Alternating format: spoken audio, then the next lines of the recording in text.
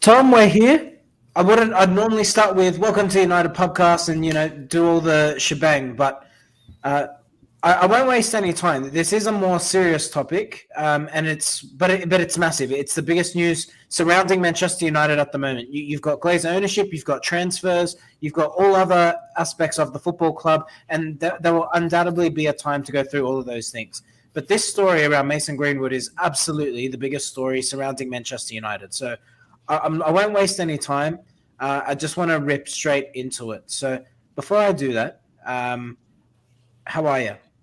Happy Friday, Junior, as I like to refer to a Thursday. Yeah, besides the Manchester United aspect of today, everything is going well. Obviously, a huge night for Australian football last night, which was a great occasion. And unfortunately, we're not going to be talking about the football. We're going to be talking about, unfortunately, more important things that are happening off the field that will potentially impact what happens on the field. So, look, a lot to get through tonight, but a lot of things that do need to be gotten through. Absolutely. Get your comments in. We'll definitely look to come to those. But because it's quite a jam-packed show, there's a lot of content to cover through. So I'm going to try and cover through that as much as we can. We'll have a healthy discussion. It will be level-headed, as it always is on the podcast. But definitely get your thoughts in. We're definitely happy to interact with you as we go. But, Tom, I'll start with Adam Crafton. So Manchester United released a statement today. That statement came and originated with Adam Crafton from The Athletic. So I'm just going to read out a series of tweets that Adam Crafton actually released, which actually looks like it led to Manchester United's statement at 3:45 p.m. UK time. Now, if you're familiar with football and English football in particular, announcements are generally made first thing in the morning or late in the evening. 3:45 during the workday doesn't happen. And the reason they time it that way is because they want as much interaction as possible. You get most interaction before or after work. When you wake up, 99% of you probably open your phone and check on Twitter. Case in point. So, Adam Crafton from The Athletic. I'll summarize this because there's a number of tweets, but I'll dissect the story as much as I can. So he basically said that in the early hours of Wednesday morning, he approached Manchester United with a series of facts around Mason Greenwood relating to the internal process. So crucially, why it's taking so long is the nuts and bolts of what's happening there, and is there any reason for that? So he goes on to say that the part of the questioning he raised was including the detail that Chief Executive Arnold had told his executive team that Mason Greenwood was in fact coming back. So Adam Crafton is stating, and this is on The Athletic right now, that he has told executives at the club the decision has been made already that Mason Greenwood is returning to Manchester United Football Club. So it continues. He says, as journalists, we generally will provide them a right of reply. So we let them know, hey, this is what we're going to publish. You've got 1 hour. And if there's any pushback, please let us know. They actually gave the club more time. In this case, given the gravity of the story that obviously was about to be released and the reaction, that's why we're talking now. Right. So anyway, it goes on. He says the unusual protocol is that a responder would respond to the journalist first and foremost to say any background or comment can be inserted into a story. On this occasion, the club asked them to extend their deadline. So it starts with that. And then around 3:45 p.m. today, Manchester United released the statement that came out, which I'll get to in a moment. So firstly, just in terms of pure unprofessional, purely unprofessional by Manchester United on this instance, I will say, already we can see the first instance where a journalist has reached out, done his job, and the club haven't even had the courtesy to respond to him. It's basically been a blanket statement, including the journalist who initially raised the question. So, Tom, I'll come to you in a moment. I want to get all this statement out, and I'll definitely come to you for your thoughts. So anyway, Adam Crafton from The Athletic continues. He says it's the only reasonable conclusion is that today's statement from Manchester United was unplanned, cobbled together by the club, deliberated how to respond to their story, which was, so The Athletic's original story, from what I'm gathering from Adam Crafton's tweets, was they were going to break the story that the decision was made by Richard Arnold to welcome Mason Greenwood back.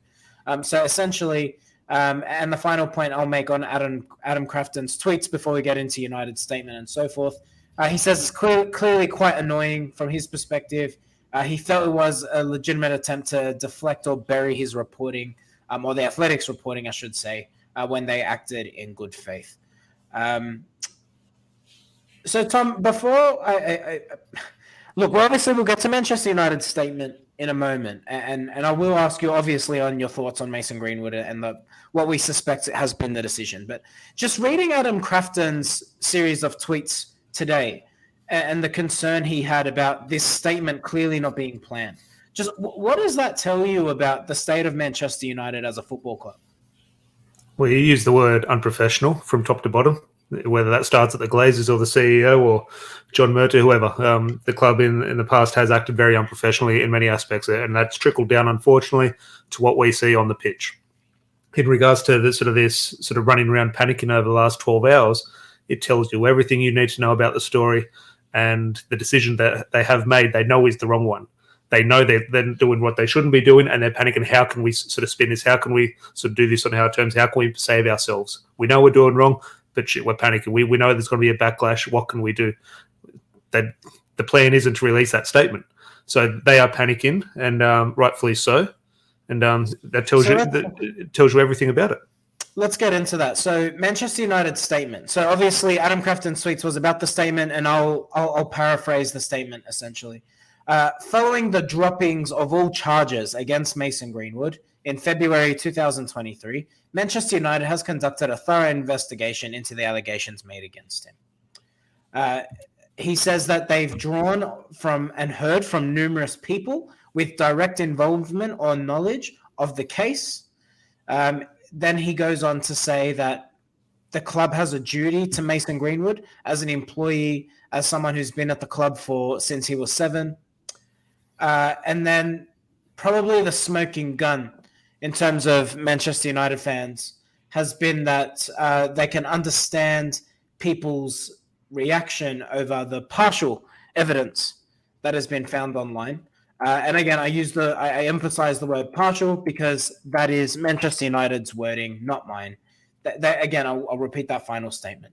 This has been a difficult case for everyone associated with Manchester United, and we understand the strong opinions it has provoked based on the partial evidence in the public domain, probably referring to Twitter. We ask for patience as we work through the final stages of this carefully considered process. Tom, I want to dissect this statement a little bit, but I'm going to start firstly with the Mason Greenwood component of the statement. So that is, he's an employee of the football club. He's been with the club since he's a young person. He's been with the club since he was 7, and as a new father with a partner. So starting on that, and then getting into the part where he says partial evidence. Firstly, what's your opinion? Forget Mason Greenwood for a second. Just looking at the statement itself. I don't need to hear if Dan Gore's been at the club for a while. Brendan Williams has been at the club for a while. If this happened to them in their situations, if Reece Bennett had been at the club since 7 years old and was a young employee, would it be going through the same process? It wouldn't, and that tells you that this is the wrong process with Mason Greenwood. Well, it's a difficult one to answer. So let's obviously talk about the facts, right? So Laurie Whitwell, Adam Crafton, and there might be one other journalist. So I apologize if I'm missing anyone there. They broke the article today on The Athletic that essentially said Mason Greenwood was due to be announced as returning on the 8th of August. And that decision's actually been delayed. Now, we seem to have gotten a full picture now for what the consultation with the women's team actually meant. And that is just to let them know of the decision that's been made. And now it appears that it might actually just be delayed because we've obviously got England at the World Cup and they're due to play in the final now following last night's result. And obviously... Does that not sum up the unprofessionalism? Manchester United, in regards to their social brand, social media, they tweet out great goal, Ella Toon, put it in the top corner for England. Manchester United stars going off to the World Cup final. The next tweet will welcome a Mason Greenwood back. Yeah. Look, it is an uncomfortable topic. It's an uncomfortable topic to talk about. Let's talk about your opinion and my opinion and try and dissect or try to make sense of this. If we can. It's obviously it's a difficult topic to talk about because most of our audience is men. Statistically, we see that, but all of us we're conceived of a woman, have a relationship with a woman, or multiple women in our lives. It's a subject that is sensitive for everybody. So we understand that. So please bear with us as we talk through it, because it is quite difficult, and I understand it's highly emotive. So again, please, we do welcome your thoughts, and we'll come to them in a moment. But Tom, let's start with, how did Manchester United land to this decision, do you think, in terms of weighing up all the risks? Because you and I have debated this time and time again, limited online, but we've spoken offline as well. And both of us have probably landed on he's not going to stay at Manchester United. They'll find a solution for him to be moved on, whether that's a loan or a sale. Or how do you what do you think has led to the decision to say we'll bring him back? Money. They believe he will. They will believe he will have a positive impact on the football and win football matches. They've put that over everything else. Now, I'll pick that apart and sort of why my opinion, or why I believe that won't be the case, but that is in the terms of their thinking. They think he's a superstar player, which obviously ability-wise, no doubt. They think he'll improve the team's chances at winning on the pitch. That's simply it is. Okay. So you made the point earlier on Dan Gore, Brandon Williams. Are you of the belief that Manchester United, regardless... So do you think this is purely based on this individual's talent? Is this because Mason Greenwood is capable of scoring goals rather than we would treat any other player the same? You know the answer to that. I'm asking for your opinion, though. 100%. I'll ask your opinion. If this was Reece Bennett or a young academy player coming through, or someone with not the ability of a Mason Greenwood, do you think he'll still be at the club today? Yes or no? I don't know. So we're treating Mason Greenwood differently here. And so, if you are treating him differently, that is the answer to your question, are we doing the right thing? The answer is obviously not. The reason I say no, though, is maybe a different reason to other people. I mean, like, in my profession, I deal with employment law. So I apply employment law. I apply an employment law perspective to all of this. And from an employment law perspective, and again, I appreciate that Australian law and English law is different. And I also appreciate that I imagine, I haven't done this level of research. I imagine because he is a professional footballer in a professional league, I'm sure there is like a players agreement or players association agreement, something of those lines. For that reason, I imagine that in that agreement, there would be something around termination, appeal or unfair dismissal, or what we call unfair dismissal in Australia. I imagine there's some sort of appeal process in England, and there would be for the players as well.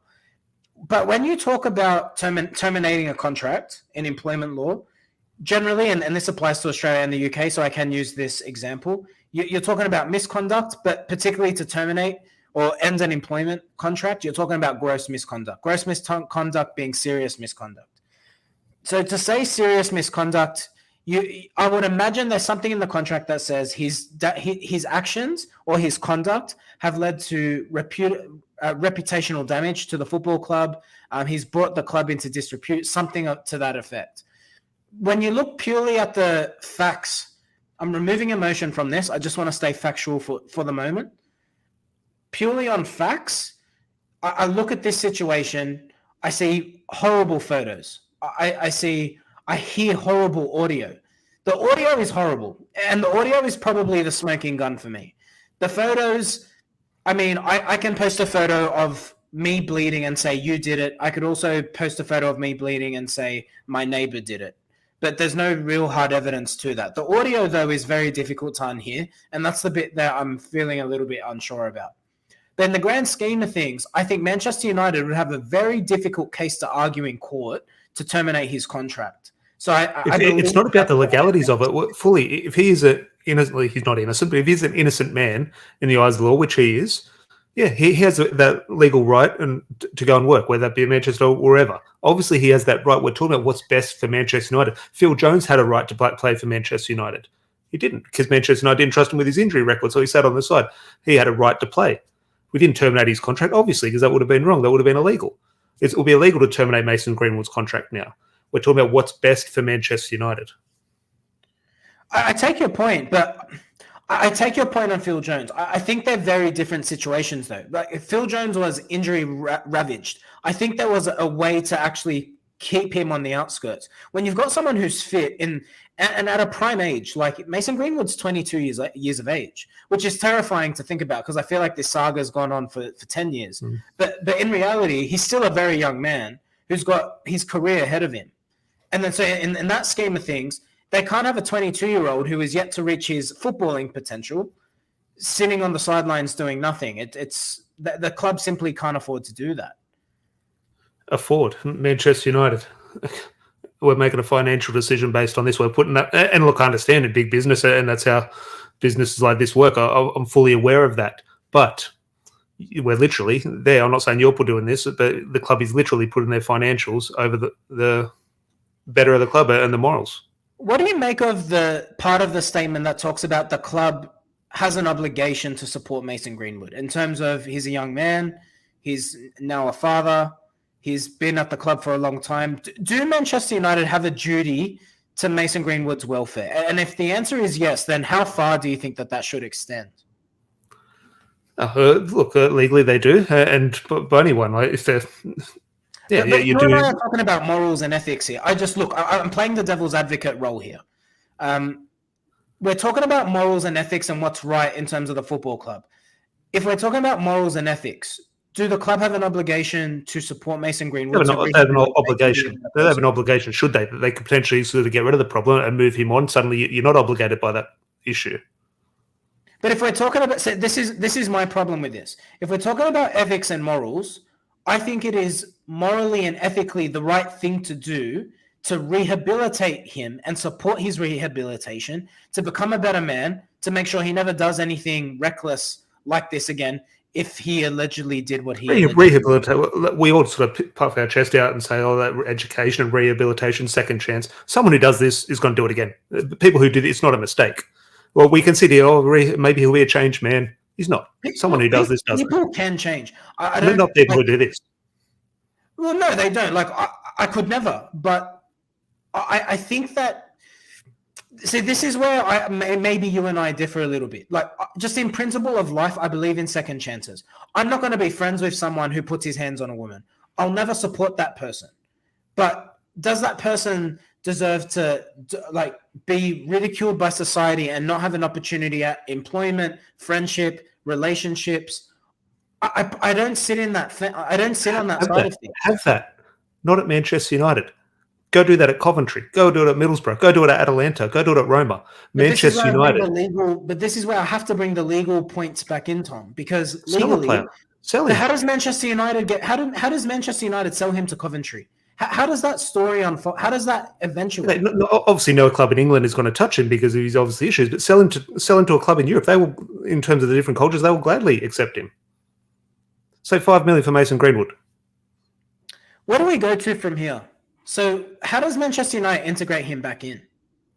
I thought they never would. I always saw a situation where it could eventuate, and in terms of they have sort of put the financial decision sort of above their morals. So I just never thought, I'd never envisaged it. I never saw it sort of coming to fruition. And I don't know how they do it. Obviously, he'll spend a couple of weeks / months in the reserves playing there, and obviously see what his form's like and his performance. But I don't see, well, I know there won't be a successful path into the first team in regards to results. So I'm not sure how they deal with this in regards to the performances, how it will impact the team, the reaction. Can you elaborate on that? So you just said that there won't be a successful pathway into the first team. What do you mean by that? No, not into the first. I think once he arrives in the first team, it's going to fail. We have to be adults and sort of own up, and it will fail. Look at, obviously not in regards to cases off the field, but you're going to say he's going to score a few goals. Okay, so goals win games. Cristiano Ronaldo scored goals. They came at a cost in terms of maybe the development of one or two other players, the way we played. So ultimately, it was the right decision to get rid of Ronaldo. It was that his goals were good, but there was detriments to the squad. Mason Greenwood might come in, he might score a goal or two, but there'll be huge detriments to the squad. Based on what? I'm not saying you're wrong. I want you to elaborate on your point. Like, what is the detriment to the squad that Mason Greenwood's going to bring? He'll be the biggest distraction ever to Manchester United. Every single press conference, every single question will be about Mason Greenwood. Every single player will be impacted in regards to their subconscious relationship with Mason Greenwood. You got who's our most influential player in our squad? Marcus Rashford. Marcus Rashford, when he's playing there, he'll be making sure his PR team will be making sure if there's a goal, you can't be seen celebrating with Mason Greenwood. All these things in terms of social media posts. So that's subconsciously that's going to affect him. And this and that players at training will be kicking through Mason Greenwood because obviously they have no respect for him. I don't care this line coming out that they do. They won't. But I know there's a public line that's put out there by the club to say that's a lot of assumption. Surely the senior leadership group of that playing squad have been consulted. For Eric Ten Hag, the women's team have been consulted. Eric Ten Hag will better say. It's a mistake by Eric Ten Hag. And United will, because it will be a mistake, and I stand by, I know this. This is one thing I know I'm right. I might be wrong about Diogo Dalot at right back. I might be wrong about McTominay. I know I'm right here. This will have a negative impact, and it will come at a detriment. And Eric Ten Hag and John Murtough will have to soon realise when it starts having a negative impact, and then they will change their decision, and Mason Greenwood's future will be elsewhere. Mason Greenwood won't have a long-term career at Manchester United. His time will come to an end. I'm just thinking, why not just come to an end now and be best for all parties involved? So how do you think this ends? Like draw this out for me. I didn't think we'd get to this stage. For the first team again. One, does he play for the first team again? And then how do you think this ends? Oh, I'd never thought we'd get to this stage. So how it's going to end, I'm not sure. Look, it's going to end with Mason Greenwood leaving the club because he's not going to be able to perform with the attention, with the scrutiny, every single, not just away crowds making the most hostile atmosphere. Let's be honest. So we've tried to say, we're not sure how it's going to react. Old Trafford's going to boo him. Old Trafford's going to hate him. There is a big difference between the online fan base and Twitter, which we're a part of here on YouTube and the other side of the world, and the Old Trafford fan base. The Old Trafford fan base, will get booed. It's a broad stroke, but I'd say 90% don't want him back. Okay, and they're going to be building him. He's not going to perform well off that. The team aren't going to perform well. They need a supportive environment. So that's going to negatively impact results and performances, and we're going to make a different decision with Mason Greenwood and eventually let him go. So this is so straightforward for me. Like, it's clear. And I can't understand people. Look, it is a game of opinions, of course. Some people's opinions are wrong. Is there a scenario where he scores a goal, the players embrace him, and time heals this? Does time heal this? I don't see it. Like in many situations we have seen sort of things come back and become numb to certain situations and our opinions change, of course. See, I see Borche here. Tom, would you stop supporting? That's stupid. Okay, there's no point being stupid there. That's silly. Of course I'm going to support Manchester. I don't know how I'm going to react if Mason Greenwood scores a goal. But to say I'm going to stop supporting Manchester United, I think it needs a sensible discussion. All right, let's come to some of the comments. What is wrong with my words today? Maybe because I read a statement, I'm getting my tongue tied. But please do get your thoughts in. We're happy to come to it. Again, we appreciate it's a sensitive topic. We're just trying to have a level-headed discussion about it. So there's a heap of comments. So I'm sorry if I don't get to them all. But Box is focusing on a football perspective, and he's saying, are you satisfied with Rashford's performance? And I think there was a comment up there about, is Mason Greenwood potentially the best forward at the club? In terms of pure football ability, just... Look, his ability, no doubt. Mason Greenwood, the last we've seen of Mason Greenwood in terms of what he was a player like 2 years ago, yes, unreal. Who knows what he's like today? Let's say he's a good player. Obviously, his ability is almost unrivaled in our squad, especially in that sort of front third of the pitch. But look, what's Manchester United to you, Larry? Is it good players and 3 points on a Saturday, or does it mean a little bit more? Oh, of course it means more. I'll ask you the question. Look, you're the host and you're doing a good job, and we're going through a lot of these things. I've sort of sided on the fence of a few things throughout this whole process, especially these last 6 months, saying this is what I think will happen if this decision is made. This is my opinion if that is made. But it's on the fence. I don't want to see Mason Greenwood back. Now, I've spoken to people with daughters and sisters that, yeah, no, bring him back. I can't fathom that.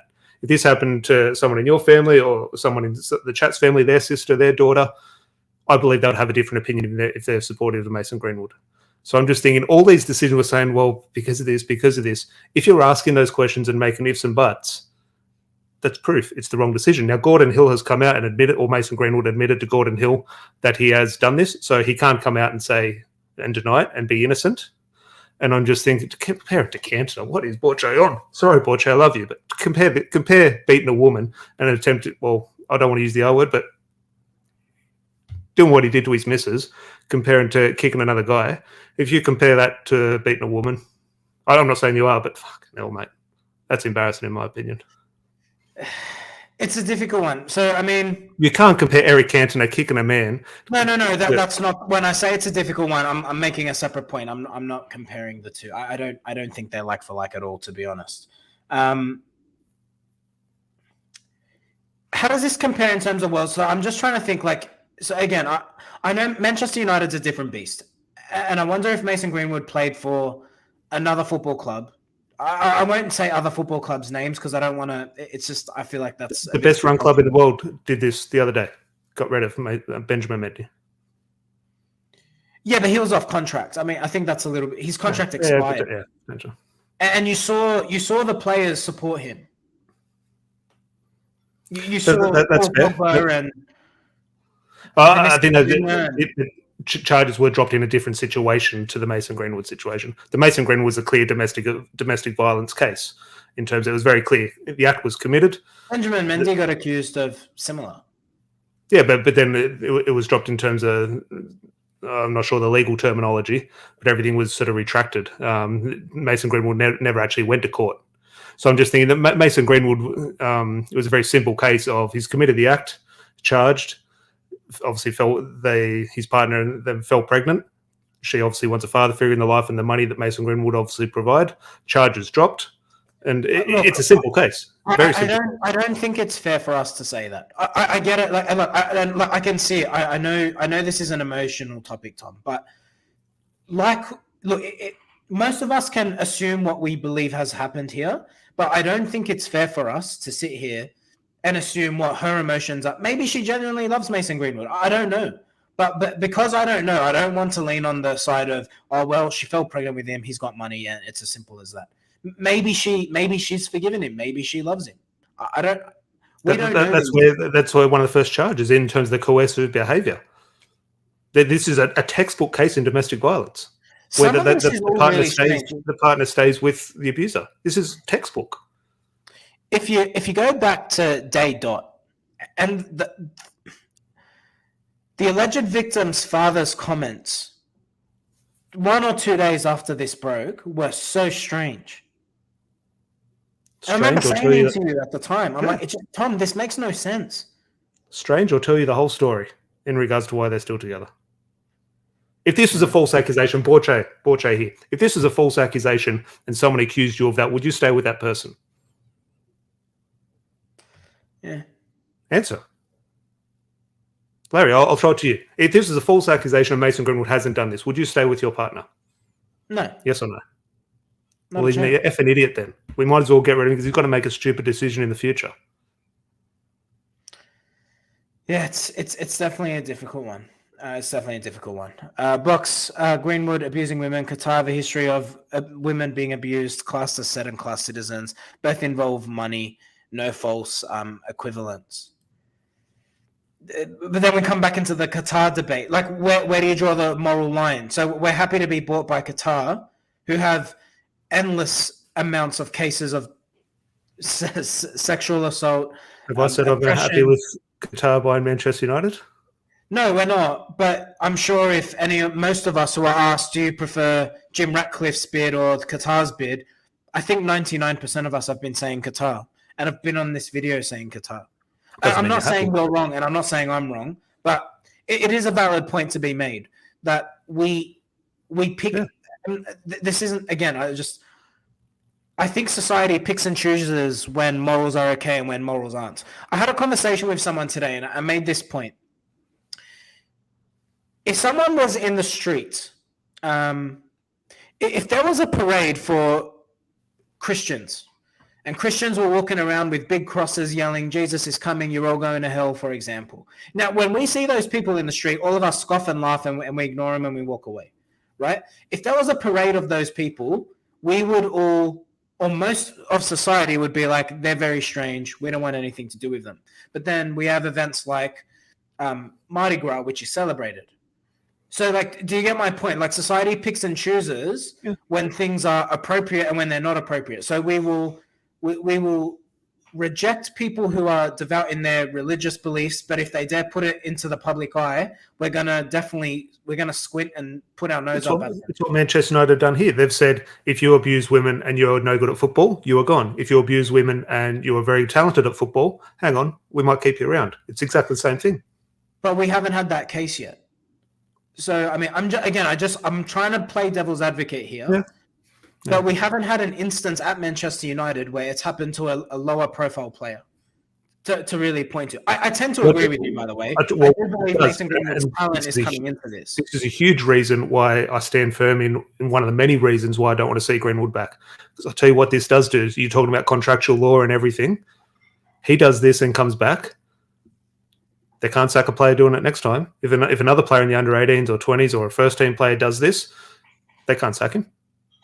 You know what the difficult thing is, though, for Manchester United? I can't tell you of one instance in world sport where someone has been accused of something like this, the charges are dropped, and they've sacked them.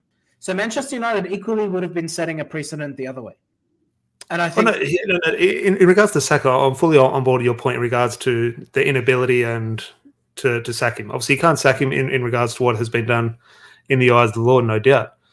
But we move and buy and sell players all day long. I'm just saying Mason Greenwood could go into that category. Yeah, that's valid. Scott's asking the question, how do I feel about the decision?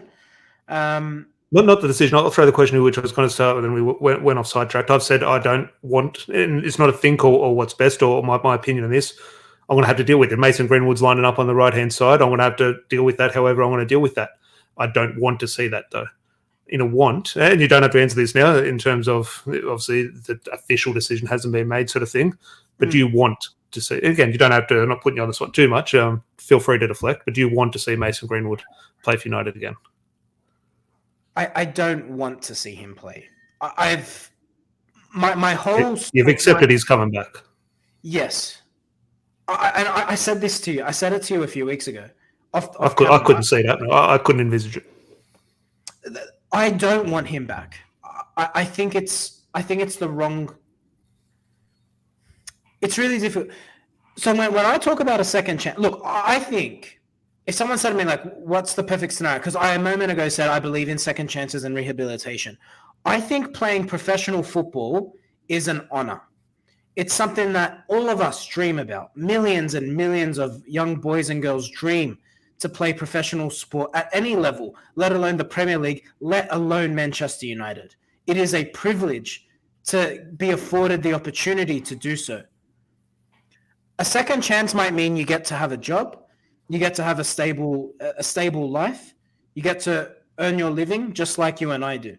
That's still a second chance to me. I think to play professional sport, an opportunity, particularly in the Premier League, which is afforded to 0.00001% of football participants in the UK, to have that opportunity after what I suspect has happened, it does sit a bit uncomfortable with me. But I am resigned to him returning to the football club.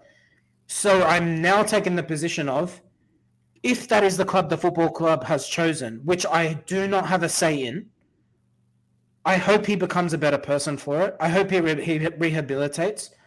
I hope he's a good father and a good partner. And that's really all I can say. I hope he doesn't. I hope if he allegedly did it, I hope he doesn't do it again. I hope playing for Manchester United, he realizes is an opportunity that probably shouldn't be afforded to him. But if he becomes a better person for it, and again, since I don't have a say, Tom, I'm going to be on the side of, I've got to live with it. Yeah, no, look, if the real situation happens where we do see him, I'm not sure. As I said, I think it'll be a detriment to the teams. I think the Old Trafford crowd will be on his back, and I think Eric Ten Hag and John Murder will soon realise the mistake. I'm not sure Eric Ten Hag's sort of, at the moment, what we're hearing is he's open to bringing Mason Greenwood back. I would like to think, because it's a different opinion to mine, I would like to think that's John Murter and Richard Arnold placing a little bit of, not pressure on Eric Ten Hag, but sort of saying, okay, he does want him back, so they can deflect a little bit of blame in terms of no one's really going to go on after Arnold or John Murter. Eric Ten Hag is obviously the face of the club. I will say, and look, if this is a controversial opinion, forgive me. If that was my teammate, I wouldn't be his mate. I wouldn't be buying him a beer. But if the coach has made and the club has made that decision, I would take it as on my responsibility as what I think is being a decent human being, to let that person have the opportunity to not feel like a pariah in the dressing room. Like I personally would take that approach, because I don't think treating him like a pariah is going to help him be a better person. I think if he did this at Arsenal, if he did this at Manchester City, or he did this at Real Madrid and he was available on a free transfer, would you sign him? No.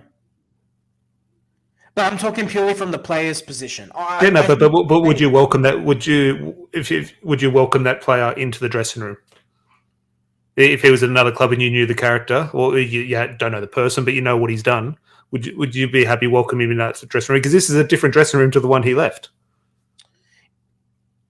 I think a lot of the people who are there are still there. There has been there are obviously a lot of people saying, but there have been sort of Harry Maguire, Marcus Rashford, Bruno Fernandes. Like, there's a good chunk of players who are still there. Yeah, but now you got Højlund, Casemiro, Erik ten Hag, Lisandro Martinez, and Andre Onana. I would caveat this with, I think because Mason's young, I think that changes the narrative a little bit, because because the situation you're talking about isn't really. I personally wouldn't want to bring that person into the dressing room, right? But I think because he's already at the football club, and you're talking about bringing in a player who a lot of these players have been shoulder to shoulder with. Maybe someone like Bruno Fernandes or someone like Marcus Rashford, are you viewing it as a, let's support him through this? Hopefully he becomes... That's right. I think they can't. And this is one of the huge reasons, and one of the many reasons I don't want him back. You look at Bruno Fernandes, especially, I'll use Marcus Rashford, case in point in regards to his image and his brand. He can't be seen. They can celebrate with him. I just don't think you'll see Marcus Rashford's Twitter ever post a photo of him embracing Mason. Yeah, but that sort of subconscious sort of feeling is always there. It's in the back of your mind, and it's not going to make him. He's not going to pass in the ball or anything like that. Those things will happen. But in terms of it's not conducive to a great sort of winning in sort of team and sort of family environment. If there's that tension, if there's all that doubt in the back of the mind, that isn't the recipe for success. I think we're placing that right in the middle of the pot. The only thing that's going to answer that is if and when Mason Greenwood returns to the football pitch, which it looks like it will have. Anyway, on this, so the biggest news, which I haven't touched on, is an announcement. So there were a few suggestions that an announcement will be made in the next 48 hours. And 48 hours was at 9 a.m. this morning. So, one, do you expect that to happen? And secondly, do you expect some of this backlash, etc., to change the outcome? Do you think, is Mason Greenwood coming back? I know, look, United have made their decision now. I think they're probably surprised in regards to the backlash, because I think if you compare a voice on Twitter in terms of whether it be a sort of a vocal minority or someone with a big account or a sort of big influence, is very different to, as I said, what's going to sort of be received at Old Trafford. And I'm just thinking, I think there has been, unfortunately, so much sort of public support of Mason Greenwood, and unfortunately of what he's done in terms of where a lot of these accounts generate from, in terms of, and especially their treatment of the women's team over the last 6 or so days. But since this article has came out, or since the statement has come out, and obviously the rightful backlash towards the club, it probably has taken them a little bit by surprise, because the support has been so positive around Greenwood for 6 months. Suddenly a little bit of confirmation, people saying, hang on, we actually don't want this. This is the wrong thing to do. And they've gone, shit, we have made the wrong decision here, but the decision has been made. So it's something they're obviously going to sort of pursue with and go through with, because it has been made. There's no doubt about that. But I think it has caught them a little bit off guard in regards to the back, which is crazy how they didn't see this coming. But so in the next 48 hours, probably not. It might take a little bit longer, and they might need to work out how to do that video with Mason, if that is what they're going to do. I'm not sure. I've asked you this question many times, Larry. I'm starting to think they won't put him in front of the camera. How can you look? I agree, but how can you not? Like, it's on. What do they do? They'll have to do something. I don't know what that something is. There was a suggestion in The Athletic that Richard Arnold would record a video himself, releasing a video to the public. Do you think that's, again, Richard Arnold just proving, if you have to do that, if you have to explain your decision, the decision's wrong? I think they do have to explain. Look, to be fair to Richard Arnold on that, I think they do. I think that's necessary. I do think that's necessary. But they're explaining it because he's coming back. So they're... I think they have to explain it regardless, to be honest. A quick 2-line statement. if he was leaving the club. But they're justifying their decision. That's what they're doing. And if you have to justify I think the statement today. Now again, we weren't there. There's only two. I maintain, and I've said this all along. There's only two people that know.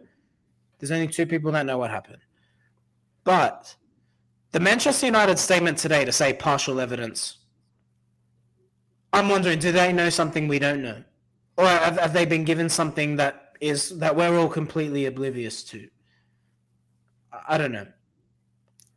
Yeah, what partial? So if there's less or more evidence, does that take away what we know? There was a guy on Twitter today talking about.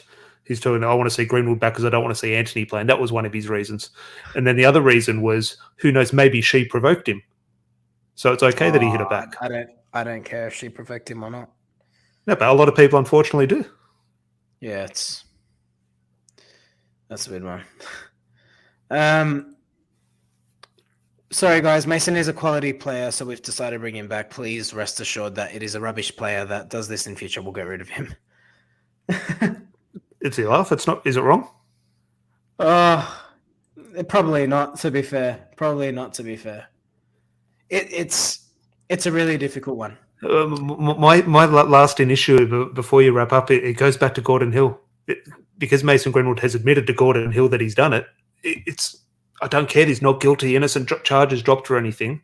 That's where I can't see Mason Greenwood coming back in terms of any type of statement or interview and painting this in any different light or giving us a little bit of evidence that might change or sway our opinions in terms of.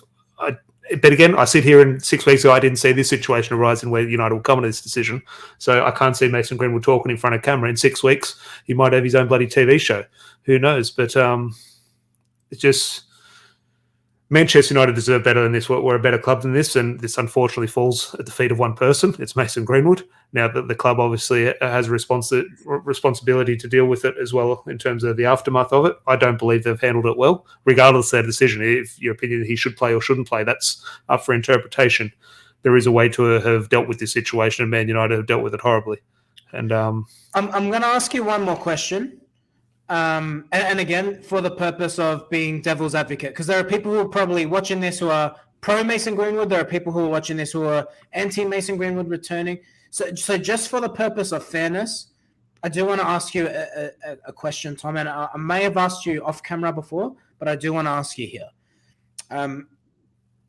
Where do we draw the difference in terms of Roy Keane allegedly hitting a woman in the build-up to the FA Cup final in '99, Wayne Rooney cheating on his wife, Ryan Giggs cheating on his wife with his brother's wife. Ryan Giggs himself had his own sort of accusations against him, which have now been dropped. Where do we draw the line in terms of all of those instances? Do we view? So, I mean, I guess my question to you is, we've seen these players with their own discretions, granted different, but have been worshipped, adored, welcomed into Old Trafford. So if it can happen for those sorts of players, why is this situation different? Yeah, it's different that these men. Now, one is a moral thing in regards to cheating. That's one thing that's not illegal. It's also frowned upon and the wrong thing to do, but not illegal. So there's no. Yeah, a little bit different in my opinion in regards to beating someone up. But in regards to Roy Keane, obviously, he's denied it. We don't have any, and unfortunately, we don't have any physical evidence. Unfortunately, I'm not sure how to define that. There's no physical evidence. He's denied it, and we don't have evidence. This one, Mason Greenwood hasn't denied it, won't deny it. I see Al saying, what did Greenwood admit to? He's spoken to Gordon Hill, and Gordon Hill said Mason Greenwood extremely sorry for what he did. He did. Okay, so Mason Greenwood, in my eyes, Gordon Hill isn't one to lie. So is this where you've? So was Gordon Hill's tweets where you landed on your firm position? No. I've held that position for far longer. Gordon Hill just sort of is put a nail in the coffin in terms of Mason Greenwood now cannot come out and say I'm innocent. Yeah. But I look at that in terms of where we draw the line and the differences. The difference is these men have pleaded their innocence. They've said they're innocent, they didn't do it, or we don't have any physical, unfortunate evidence to sort of back up whatever claim. With Mason Greenwood, he hasn't denied his innocence. He won't. and we have evidence. And I think there is a difference. And if we have evidence or different information that came to light with other cases, that would obviously sway my opinion, and I'd have similar thoughts. But